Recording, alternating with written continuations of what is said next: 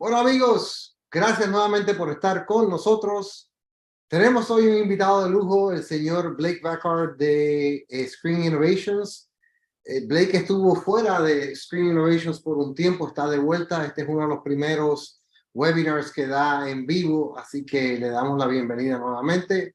Blake tiene un montón de experiencia con la empresa Screen Innovations y dentro de la industria de Cedia también y de la cuestión audiovisual. Blake es un entusiasta de Star Trek, así que cuando lo vean ahora en Cedia, van a poder hablar de eso con él. Así que Blake, thank you very much for joining us. This is the last session of the day, and we need a high energy person like yourself to be here. So thank you very much. I'll go on video and audio mute, but I'll be here for anything I can help you with. Okay, so you're gonna change it over to me. I'm gonna shrink this down, and I am gonna be teaching you guys, and welcome everybody. Thanks so much. I know you guys had such a busy day. I'm so proud of each and every one of you for sticking with it. We're coming down to the fun stuff. We leave the best for last. You know, I talk about this all the time about what I love about being in the CEDIA community is, you know, I can walk into the Denver Convention Center this coming September, and I can look out over that convention center, and there's nothing in the building that anybody needs. It's full of stuff everybody wants, and that's what we're here to talk about: is things that your customers want, and things that you as hey, by the way, is my broadcasting? Can you guys see the screen? Okay. We cannot. We only see you. Oh, so we need to you only see me.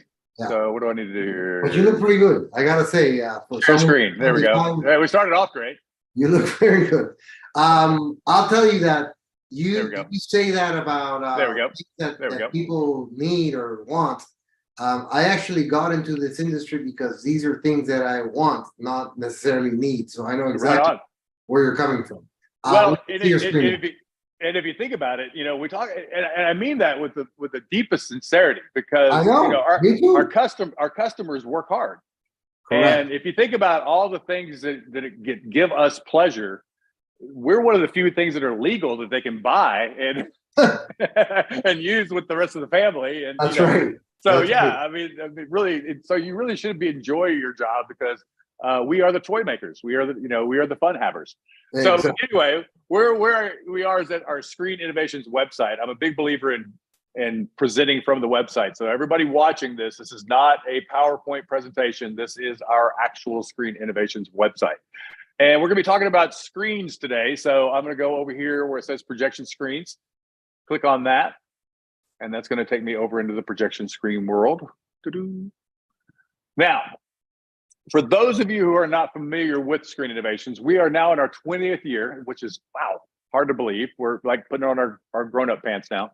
And what we're most well known for is the ambient light rejecting category. Now, ambient light rejecting is, if you will, the electric car versus the old style gas engine, if you will. We are the Tesla to the old Ford, if you will. And it is not a new technology. This has been around since we've been around. We brought out Black Diamond in 2008, and so this is its time. As you see technologies take off, there's that slow crawl as they become accepted, and then that arc starts going up. That's where ambient light rejecting screens are at now. We've been around long enough where we're starting to see them become the standard. And let's start talking about the materials first, because when you start a screen conversation, really the first question is pretty easy to answer. Do we want it to be motorized? Do we want it to be fixed? And we can figure that out just looking at the room or looking at the plans. The next question, though, is what material is going to go well into this environment?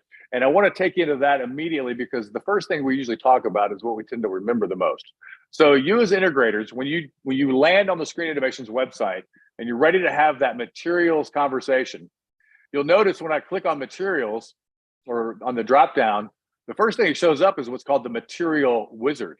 Now, if you know our materials, right, we've been working together for a little while, you're getting to know your stuff, you can go right to the material directly. But I really, even as long as I've been working for Screen Innovations, as soon as I start having a materials conversation, I go to the material wizard. So I can do it from here, again, drop down, material wizard, or I can do it from the drop-down menu here on the right. See where I hit that? And go, and then go to Material Wizard. The Material Wizard should be used on every project. I don't care how simple it is. This is your math. This is your backup to the performance you are promising. Okay, you are going in as a professional. You're promising this amazing image with the lights on in the room. This is how you know it's going to work, is by using this tool. So the first thing we're going to want to know is what size screen are we going to do? So let's say it's something simple, like we're going to do a 120-inch diagonal. I apologize to all of you. I was raised in the Texas public school system. I do not speak metric, so please translate accordingly. So we're going to do 120. So before you continue, metric is such a better format. Oh, definitely. Not disagreeing with you. It's more definite, but whatever. Go ahead. Yeah, I'm with you. I agree with you. On my other tools, we haven't metric conversions for you, but for some reason this one doesn't have that. I need to add that to this one. So we're going to do a 120-inch diagonal screen. 120-inch diagonal is pretty much our most popular screen size in the U.S. for living rooms, theaters, multi-purpose rooms. And let's say my go-to projector is 2200 lumens. Okay. Now down here in green are the materials that are going to perform at our baseline standards. In other words, give you the image like you can see behind me.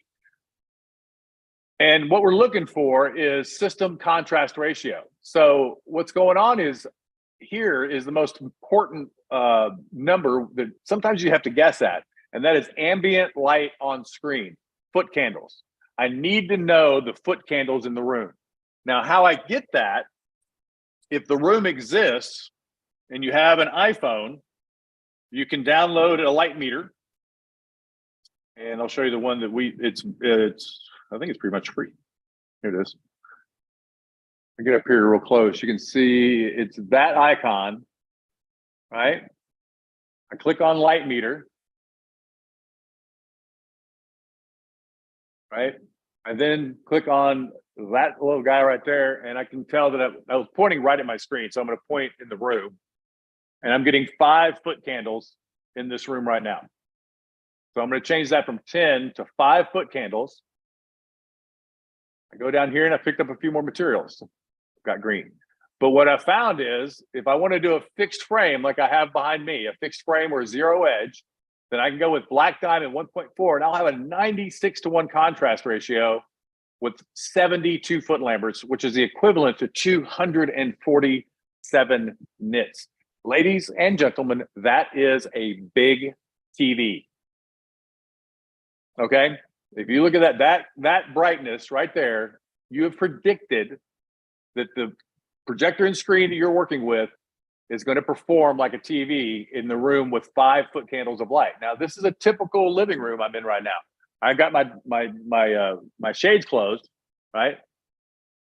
Turn over there, you see. I'm going to see. I've got those closed because the dogs were barking at my neighbor.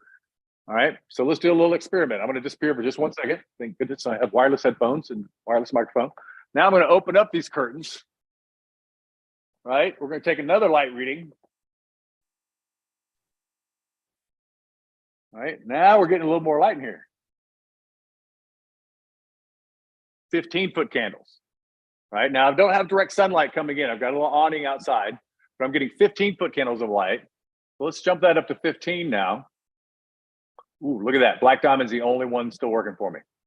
I'm still at 72 foot lamberts, 247 nits, 32:1 contrast ratio. Now, what I will not see with my curtains open and my black diamond screen installed behind me, I will not see glare.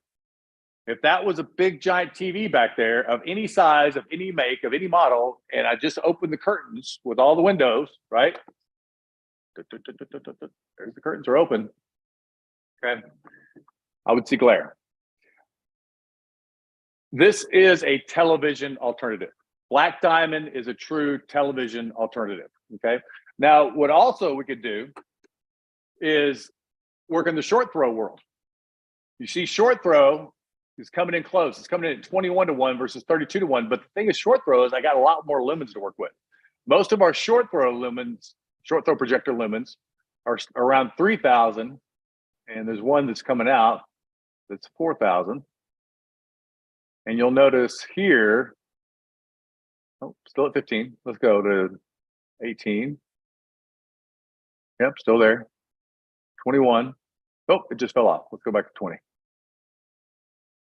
Nope. 19. There it goes. You see what I was doing?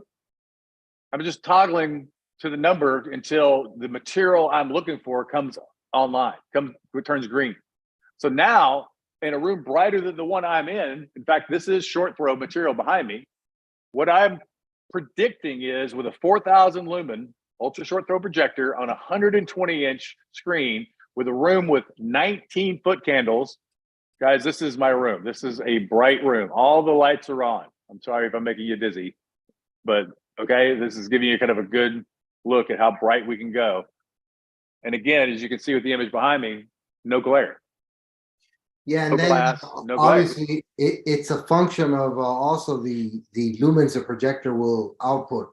Absolutely, and that's what this little square over here is for. This long square over here is for. So it's so know your lumens. Yeah, it's a dynamic scale that you have here on. And that's another thing you can use this tool for. Now, again, professionals out there, sometimes I do this in front of customers. Sometimes it's in my dealer, but I can do this in front of an end user because maybe they have their heart set. They've gone, I really, really like this Patagonia 2000. That doesn't exist. There's no such projector line as Patagonia. Okay, we have a 2000. I really want that projector, and I want it to go in my living room. Well, you go in and you do a reading in the room, and you say, well, that room is 14 foot candles. Look at that. With a 2,000 lumen projector, and your room is 14 foot candles, we can do black diamond. Black diamond would be the only screen that would look good in that room with both the lights on and lights off. Right now, if we're doing a dedicated theater, we drop that down to 1 foot candle. Right, and now look at that. The whole list is green. Everything works there. Right. Yeah, the darker the room, the more options you have. Exactly. But this is when we start getting that question of why would I use an ambient light rejecting screen material and a light controlled room like a dedicated theater? And I remind you is that our ALR materials are also contrast enhancing. So even in this room with a 2,000 lumen projector on a 120-inch screen, notice the contrast ratios of black diamond compared to, say, our Unity white right here. I'm getting a 52-to-1 in a dark room theater. That's director's choice. That's anybody's high-end white, right? I didn't mean to pick on Stuart. Love you guys. Peace out, bros. 52-to-1 in a dark room versus black diamond is 437-to-1, right? And versus slate, which is hugely popular in theaters, and especially our acoustically transparent material, slate, 160-to-1. So even though in a dark room, which would be the better option?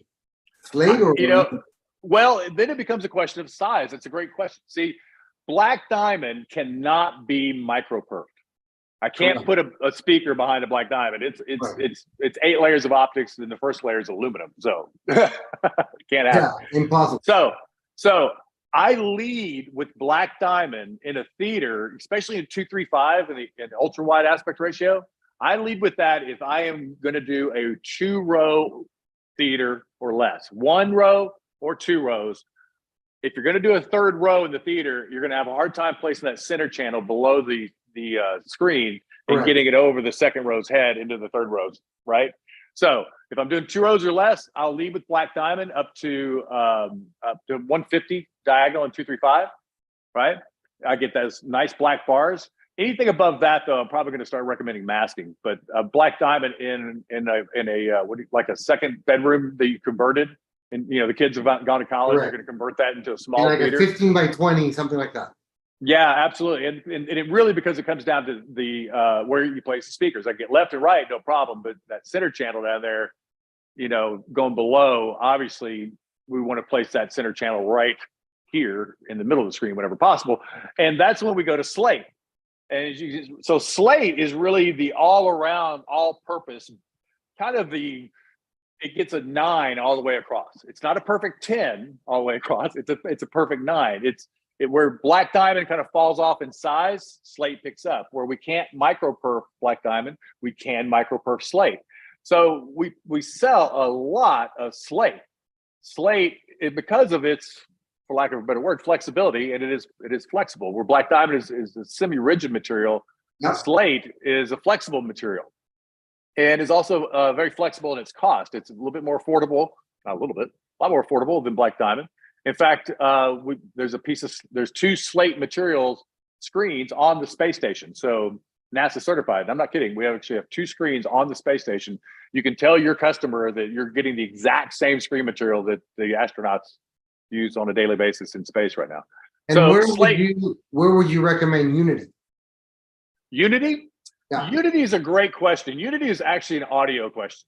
So Unity White, I'm not a believer in white, just white screens in theaters anymore. And I'll give you a reason why. Very simple. And this is something everybody can add to their little sales quivers. All right. How do you project an absence of light onto a white surface using a light bulb? Yeah. Right? That's what you're doing. Black is an absence of light. So how do I project an absence of light onto a white surface using a light bulb? Well, white screens can never really produce true black because you're using a light bulb to produce it. Right? Then there's also light scatter. We got some great videos that I'll turn you guys on to. I'll send you some links where we drop a motorized white screen in front of a black diamond in a dark room. And as the white screen rolls down, the room lights up. But then the white screen rolls back up, the black diamond takes over the image, and the room is 70% darker. So same thing with slate. The same technology that keeps light from coming into the screen and polluting the image keeps the light from getting off the screen and polluting the room and bouncing back to the image. So there's multiple good reasons to be using an ambient light rejecting screen material for dedicated theater spaces. One, the room will be darker. You're controlling the light bounce off the screen. And two, the contrast will be way, way better. And it's not just us saying that. We have the tool here, again, the Screen Wizard, to prove that. Right? Excellent. So what I would always say is whenever you have that materials conversation, you always print that material wizard at the end, get a PDF document, and that's what you show your customers, because at the end, you're going to repeat this process.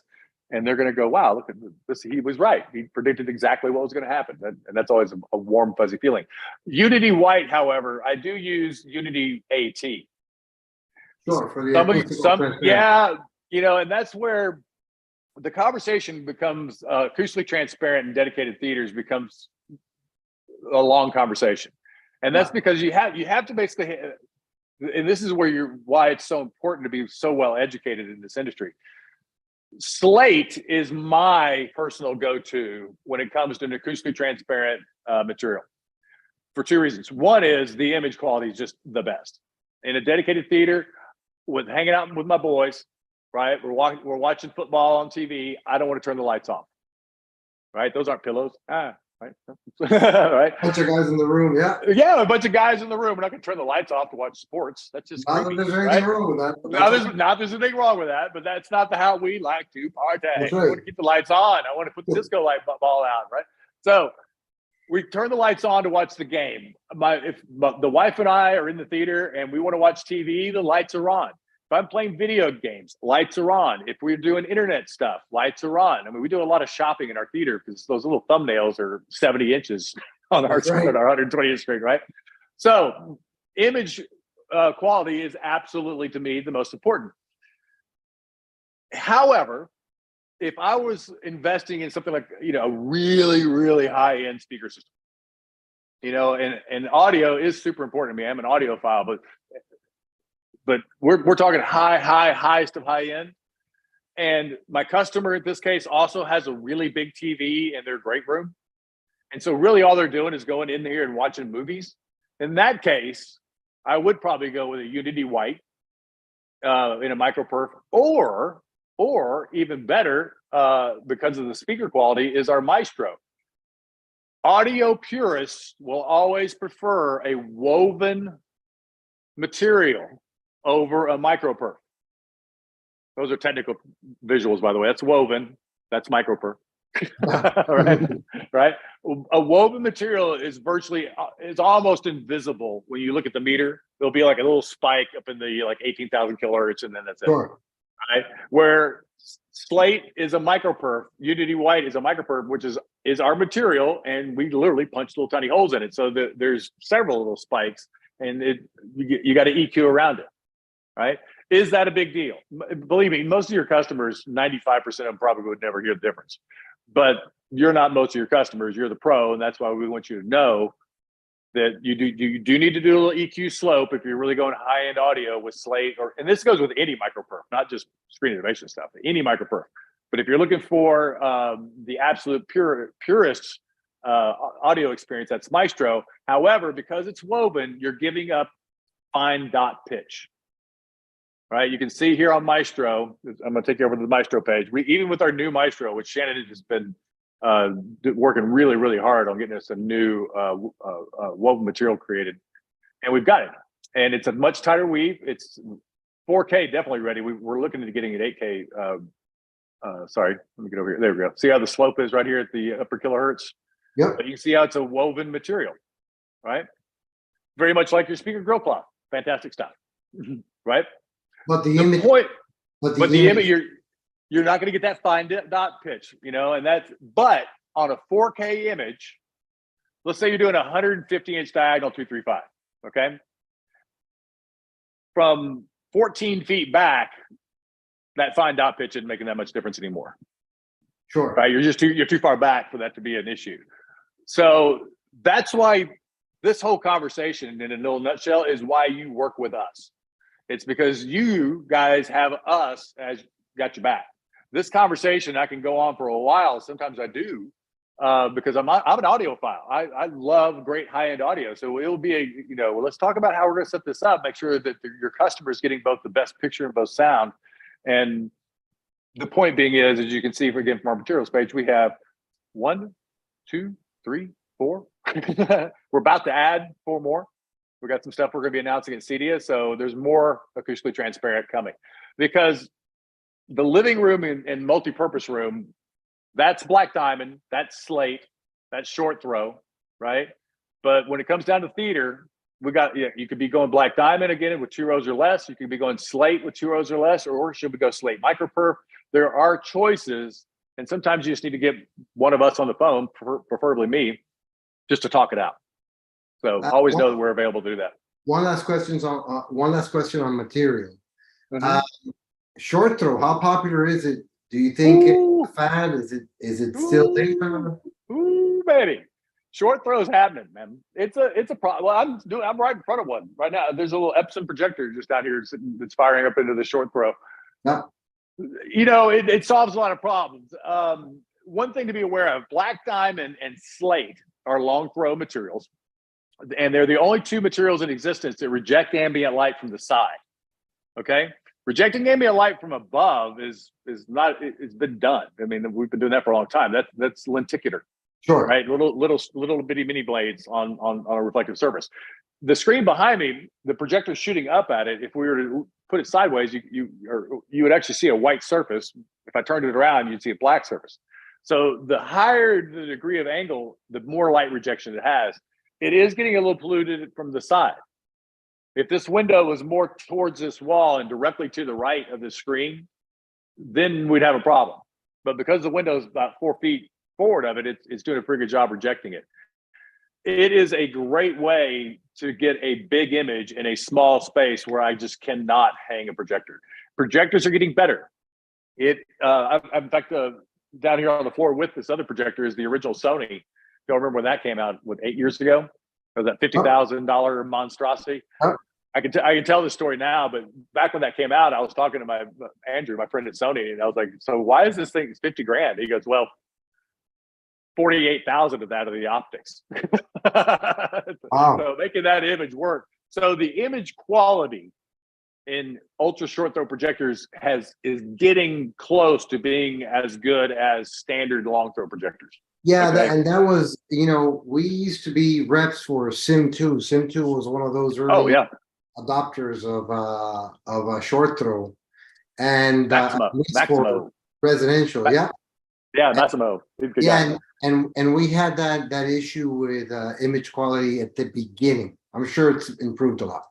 It has, and there's also more of an ecosystem. Like, for instance, there's a good partner of ours, Aegis Cabinets, here in the United States. There's others out there. I'm just giving an example. You know, where they're building media cabinets designed for a ultra short throw projector to drop right into a slot up on top, and then you've got your AV receiver and all your components right there, and they even have slots for center channels, that kind of thing. And it's great for, especially for you know, your high-rise condo guys. You know, there's just no place to put a good sized TV unless you have it disappear completely and pop up somewhere. Correct. We've also got that, and we've also got that material in a motorized, which we can build up to 100-inch, which is also a pretty good way to go. Just make sure that when you're doing a short throw, either indoors or out, motorized, want to make sure is not in the air conditioner path. If that thing moves at all, you really notice it. Yeah. Okay, so just remember that with motorized. Fixed is a much better way to go when you're doing an ultra short throw. And we can build those all the way up to 120-inch, like you see behind me. And it looks a lot like Black Diamond. In fact, I don't want to turn it off, but you can see when I put my hand in front of it, that's the screen material.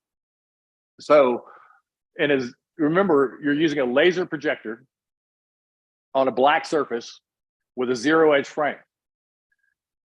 If it was in my showroom, I would have this kind of stuff on all the time, because this is what my wife does, is this type of kind of media art, they call it, is on our screen all the time. She knows now that it's not a lamp. Don't worry about it. You know, we don't have to be like super turn it on, turn it off, and all that kind of thing. Right, hey, have a great time. And then and it's always got this kind of cool ambient music. And now that's part of her home. Does that make sense? You know, she likes having this motion and things. Sometimes it's just you know, these funny little Apple makes these little cool little montages out of your pictures and stuff, puts a little soundtrack behind it. Well, imagine playing home movies on that thing. And so that's another part of it that we want to talk about, is that it's, you know, a lot of times we, the professionals, we focus on, well, we got to get the right gain and the right, you know, screen material and the projection right. Start the conversation with your customers about what are they going to use it for? Because what we're now selling is media real estate. Okay. Bigger is better. Yeah. Try to get as much screen in the area as you can, because sometimes this part of the screen is being used for something different than this part of the screen. If you have, you know, one of the qualifying questions you should always ask your customers are, do they do fantasy sports? You guys have that, right? Fantasy sports, right? Yeah, of course. And this is and with services like Fubo and DirecTV that allow you to do picture-in-picture within the same picture-in-picture. Dude, my 4-way picture-in-picture is 70-inch, 70-inch, 70-inch, 70. And believe me, and I sit 14 feet back, and I can see just fine all the detail I want on those. That's right. I mentioned to you the internet. You know, going on Amazon, doing shopping on this is a completely different experience on a bigger screen. Concert videos. You know, a lot of us are getting to where my 55th birthday is coming up. I'm getting a little tired of rubbing elbows with a bunch of kids at live concerts. That's a life-like experience, and my sound is really good here too. Well, I'll tell you, you know, I stopped going to live concerts 15 years ago because I would be a little disappointed sometimes at the audio experience in a concert. Yeah. So where I'm going with that is, don't just talk about TV and movies. There's so much more with the big screen experience. And that's the verbiage we use here at Screen Innovations, the big screen experience. And it really, you know, some of the math, I know this isn't exciting to talk about, but it's important to understand that for a 4K, right, a UHD experience, most of your customers, if they're sitting, not most, all of your customers, if they're sitting more than 10 feet away from the screen, there is not a flat panel in existence that is 4K after 10 feet. Yep, that's right. That's all about resolution. So if somebody's buying a 90-inch 4K OLED, right, that's money, that's dollars, and they're sitting 14 feet back, you really owe them the conversation of doing this, of talking about screen. This, of a bigger screen.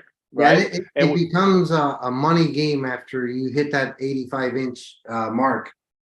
Well, and you know, that's an important part and this is a closed conversation. This is just dealers and us talking, but that's the other thing about two-piece projection. You're not going to find this over the, people just don't buy this over the web. They go to pros to get this done, right? That's you guys. And to get it done right.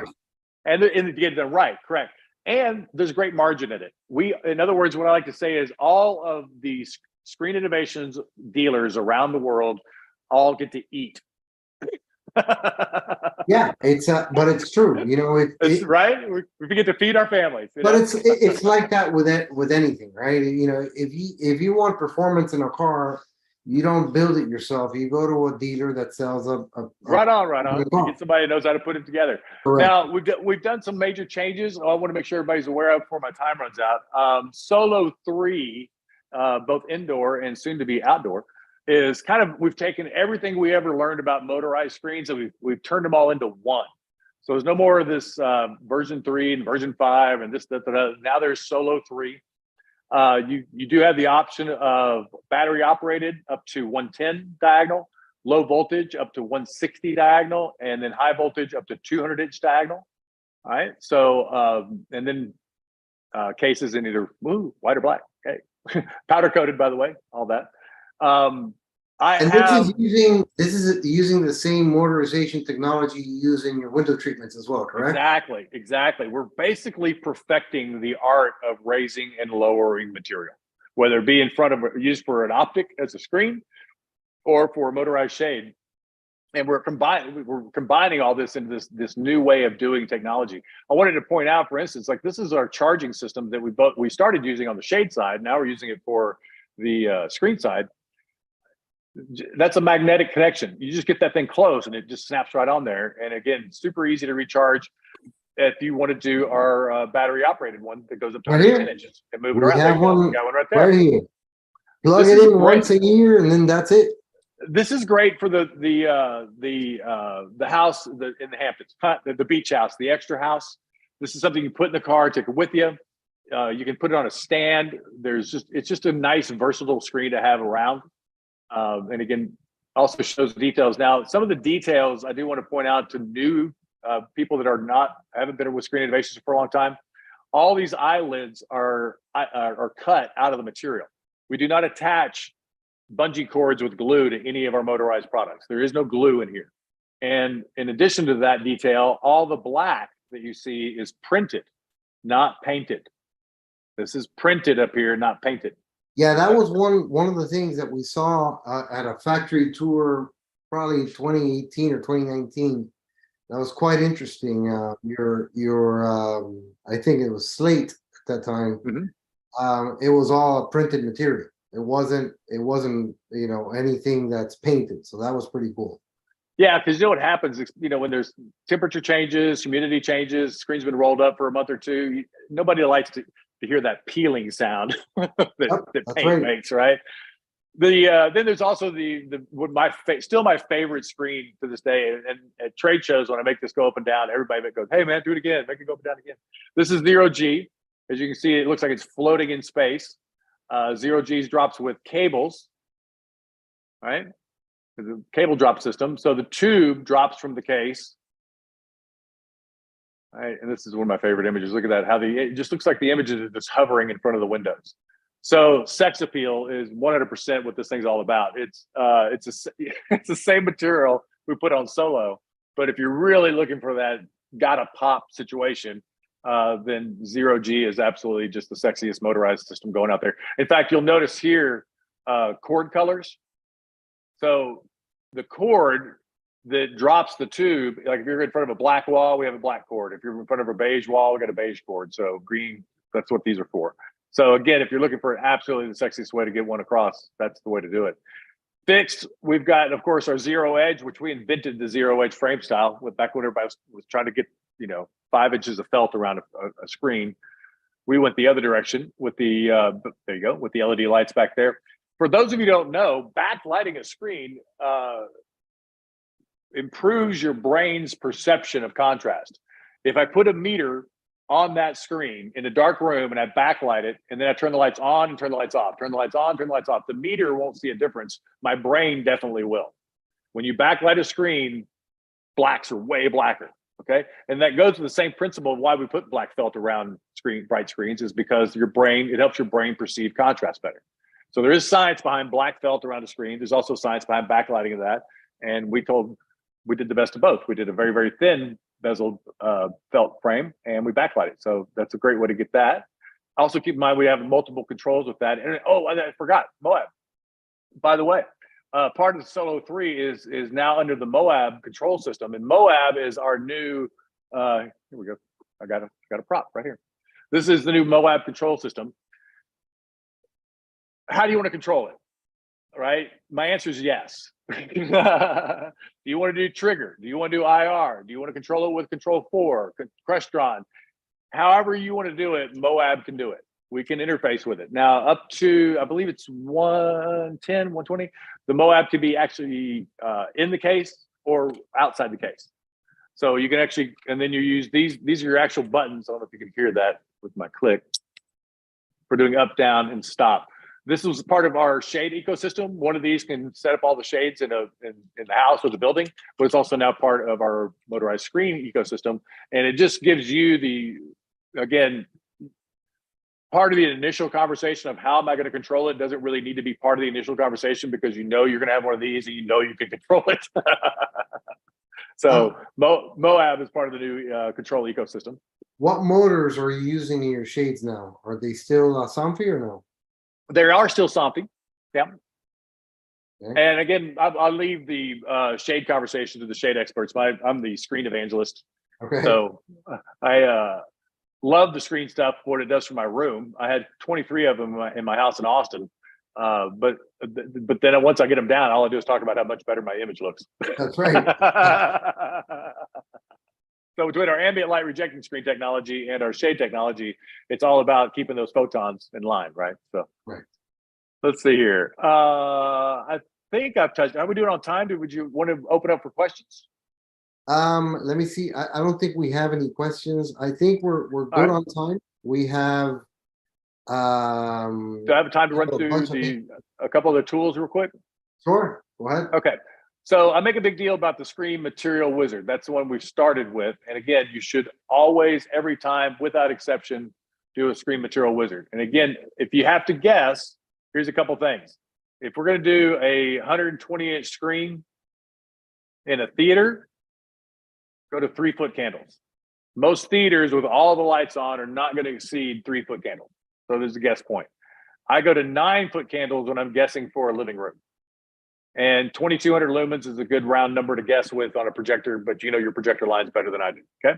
Now, the other tool that I found good to show in front of a customer is a screen size comparison. Remember, we are in the media real estate business. So let me move this little thing down here.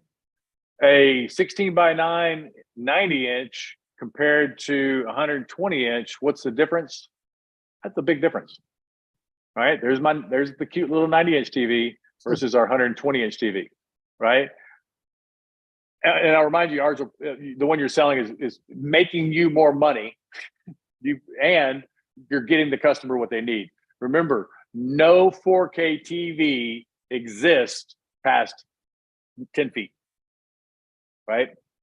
After 10 feet, a 90-inch TV is now a 1080p image.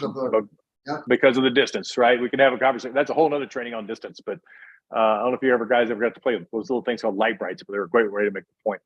All right, so that's the screen size comparison. Screen size calculator.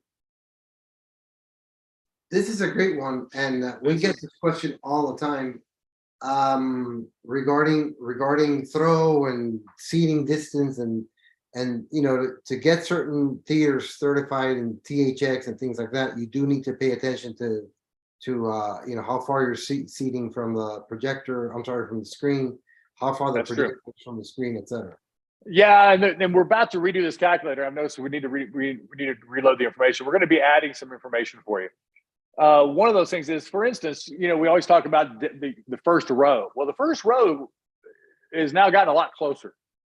We're talking, a lot of the feedback we're getting from families that use theaters is they like to put those love bags, you know, those big comfy beanbag things, right up close to the screens and play video games. So like one of the kids will be on this side playing Mario Karts, and the other kids over here playing Mario Karts. You know, they're right up close. So we're going to be talking about seating distances and their optimization based around 4K. These need to be updated. This is still showing 1080p, so my apologies on that. So if you have not become a Screen Innovations dealer, I can't recommend it enough. If you are a Screen Innovations dealer, I would strongly, strongly recommend you getting one of these on display. There's a whole bunch of videos that we have on our website and on YouTube that if you can take, if you have a black diamond on display or a slate on display, you can get, we have these little white samples and you can put them in front of those other materials, and it's just such a huge difference. It's not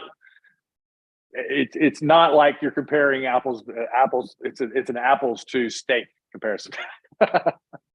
So that's the first thing I would recommend, is always have one on display, because seeing is believing when it comes to what a black diamond or slate can do for you. Yeah, I agree. Unless you see it in person, unless you see the actual ambient light rejecting, it's impossible to appreciate. Yeah, and to that point, if we go back over here to residential projection screens, whenever you go to one of the products or materials, frames or materials, there's videos with them. We encourage you guys, here we go, watch video, see why you need a projection screen. Don't watch this one. It's got Ryan in it. We don't really recommend the ones that are hosted by, well, yeah, so that one's got Ryan in it. Look for one that's got me in it. And those are the good ones, right? We want to help you sell. We realize they're all in English, but turn the volume down. You'll get the gist of it. If we're not, because we're communicating as best we can. But everything, this is important. Every video you see that we've made, there is no trickery going on. We're not, inserting an image into those black bars and making this up. Everything you see is real. And that's important. That should give you a great deal of confidence in selling our products, is that we're not just sitting there, a bunch of engineers with propellers on our heads spinning them. We're also giving you these tools to show you this is what the screen looks like deployed in a high-rise apartment, and this is what it looks like at halfway. This is what it looks like rolled up, right? Oh. We're giving you the sales tools as well as the products to sell. We want to make sure we're easy to sell, okay? So between our tools to use when speccing the screen, and then the videos that we have available both at our website, or just go to YouTube and do a search for Screen Innovations, we really try to make it as simple as we can for you to sell the two-piece experience, the big screen experience. And then, of course, we're always just a phone call away. That's right. Well, thank you very much, Blake. It's a pleasure seeing you and working with you again. Yeah. I hope you had fun working elsewhere, and that you're happy being back at Screen Innovations as we I am super happy to be back. It's good to be back with all my friends, and I cannot wait to see everybody at CEDIA in Denver. If you can make it up, come on by. We're having beer in the booth on Thursday and Friday, and all kinds of fun activities. So hopefully we'll see some of you up there in Denver. We'll be there. Thank you very much, man. All right. Take care, guys.